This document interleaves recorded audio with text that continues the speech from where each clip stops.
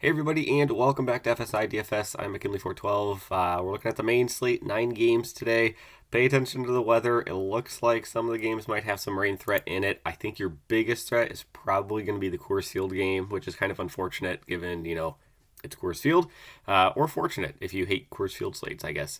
But yeah, so definitely pay attention to the rain. I was looking just on my own, phone app or whatever. It didn't look like there was going to be any postponements, but I'm not a meteorologist.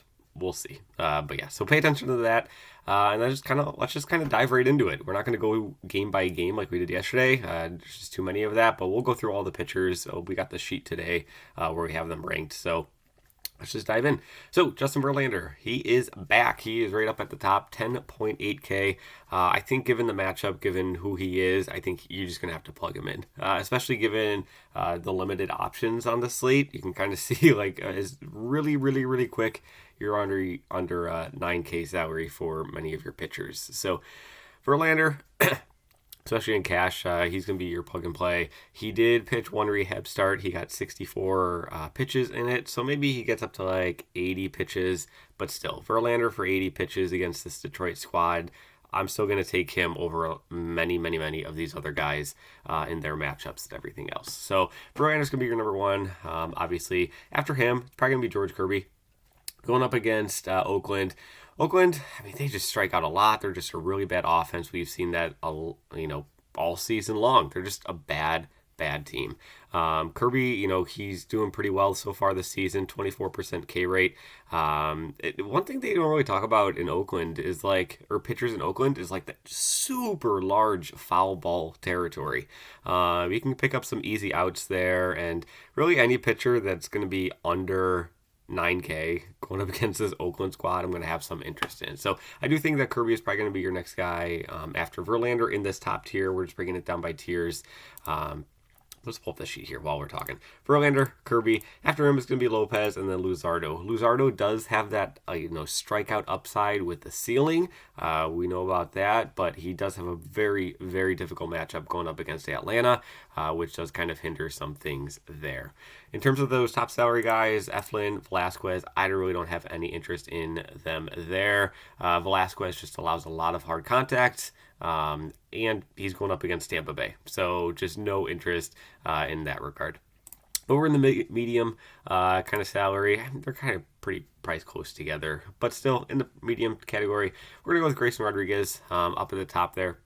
Rodriguez, we know he's, the Baltimore super stud prospect that's coming up through the ranks. He's been doing pretty well so far. He's got a 32% K rate. He's got a favorable matchup going up against Kansas City. 8.3K, going to have definitely some interest in there. He induces a lot of count balls. He, limits a lot of hard contact. So he's definitely going to be my top pitcher in that middle tier there. After him, we went with Giolito. Way down here at 7.4K, still considering him mid-tier, just because there's so many dirt cheap pitchers on this slate. But we're going to go with Giolito, going up against Minnesota.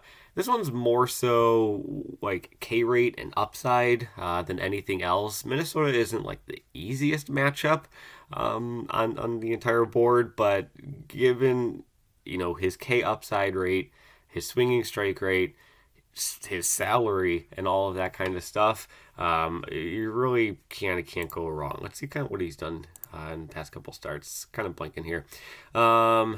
So yes, he's at a brutal matchup here. Tampa Bay, Philly, Minnesota, Pittsburgh. That is a tough competition. He faces Minnesota again here. You can see he was 8K last time he faced them. Got 20 DK points. So, 30 DK points against Philly. So he's got the stuff. He's got the strikeout upside. I think he's a great play at 7.4K. Erod just having a phenomenal season so far this season.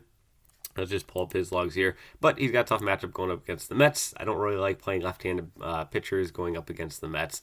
But, you can't argue what he has done this season. Just mowing down teams. And good teams at that. Baltimore, Toronto, Houston, solid offenses in that regard. And then rounding out Flaherty. He's kind of there.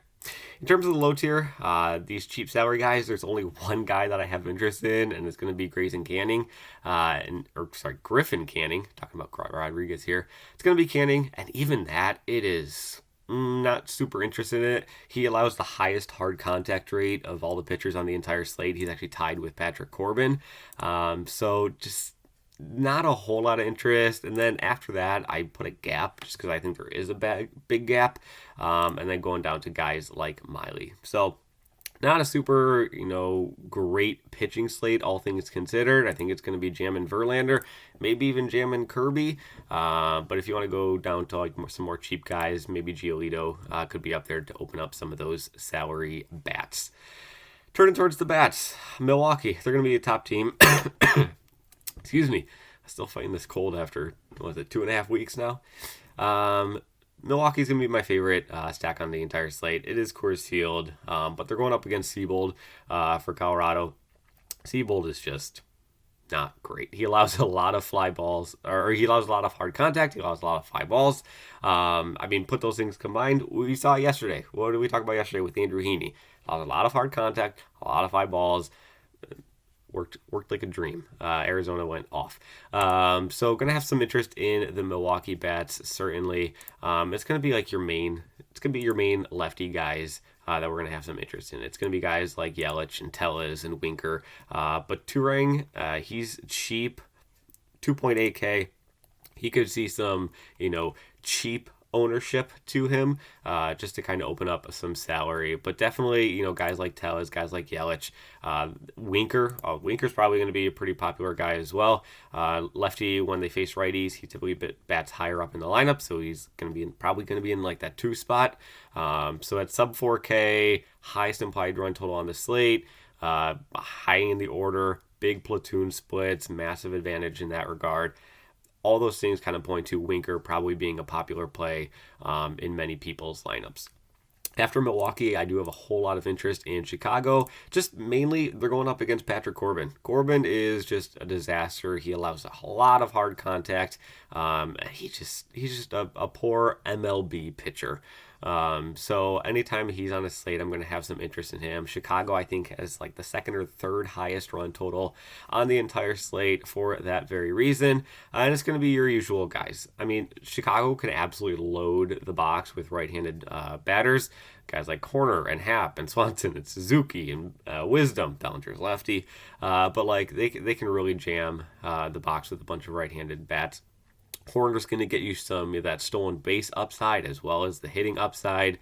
One thing we do have to pay, one person I do want to talk about, though, is Mancini. Mancini, 2.5K in this matchup. I love it. He's got the home run upside. He's got all that stuff. He's not going to steal a base for you. But still, 2.5K first baseman.